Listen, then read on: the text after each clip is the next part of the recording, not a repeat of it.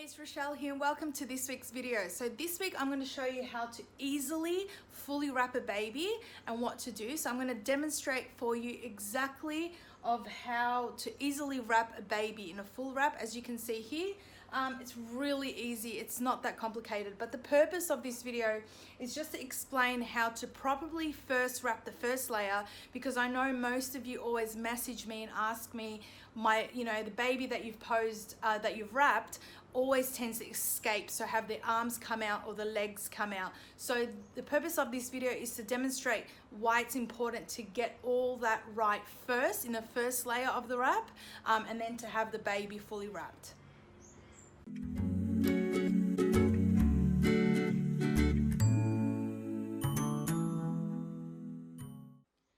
Okay, so I'm going to start off by firstly placing the wrap on either my knees. I usually wrap on my knees or on a flat surface. In this case, I'm using my frame here, my bean bag. So I'm going to place a short side from this side to my left, and then this wrap is quite big. She's a big baby.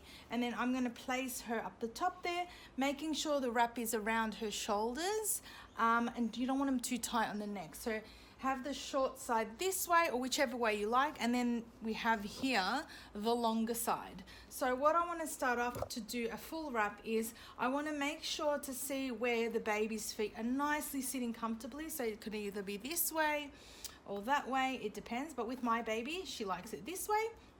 And then what I like to do is I like to get big stretchy wraps like this one, and I like to curl it right up the top there. So as you can see, it's with wrapping a baby, most of the time people complain that baby isn't always escapes out of the wrap or the wrap loosens up. It's because of the feet and the hands. So you want to make sure they're nice and secure as well. So in this case, I like to use my bigger wraps, especially if the baby's bigger, and make sure they're stretchy. So I'm got her hands there nice and secure, and I'm just gonna pop that right up there, and sometimes it can reach their neck, which is good.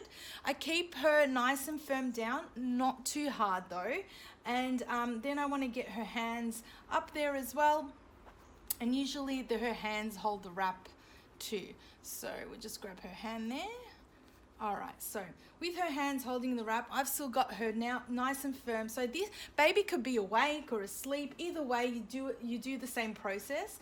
Then what I do is I grab the shorter side, which is to my left, and then I try and curl it around the neck there. So just around there.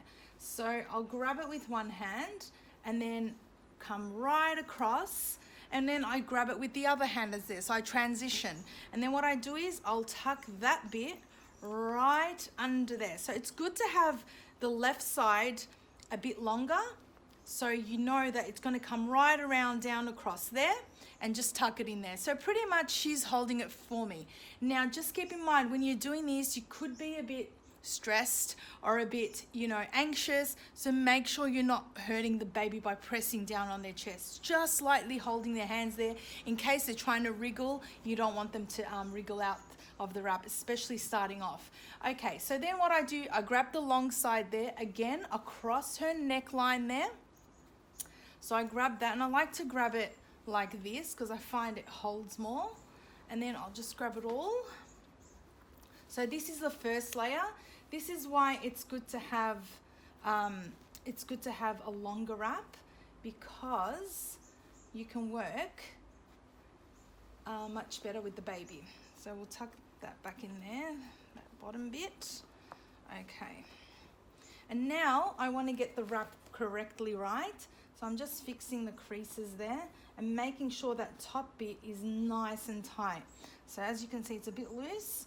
So we're going to tighten it there. Okay, so now what I want to do is just grab the baby there. So make that as straight as possible. So tuck it under her bottom, then her back, right from the back. This is why I like to wrap on my knees. I find that I don't know, maybe from experience, I tend to do it better, but for the sake of this video, I wanted to show you, because on my knees it's really hard to see. So in this case, because I don't have much wrap left, because I've tightened the bottom bit really well, I don't need to stress about this. So what I might do is just use it underneath. And usually in this wrap, I would be posing the baby on a bed or in a basket. So I would tuck it underneath there, and there you go. So it doesn't have to be super perfect. I usually fix all the creases, any bumps and hands and all that inside with a liquify tool in Photoshop, but that's pretty much it.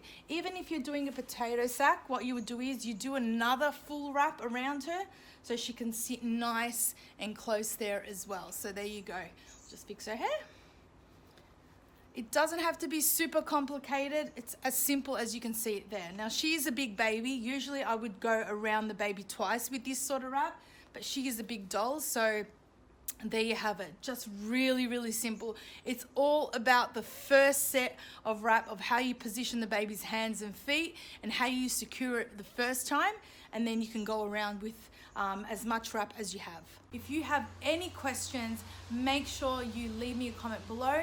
And remember, go download my newborn session guide, because I go in depth on from the time you get an inquiry right up until the client leaves and what to do after they leave.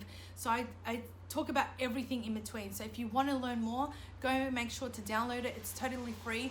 And make sure you take a screenshot of once you've downloaded it and share it with me over on Instagram at Photography by Rochelle. So until then, guys, thank you all for watching the weekly videos. I'll catch you next time. Until next week, if you have any questions, leave them below and I'll catch you there. See you.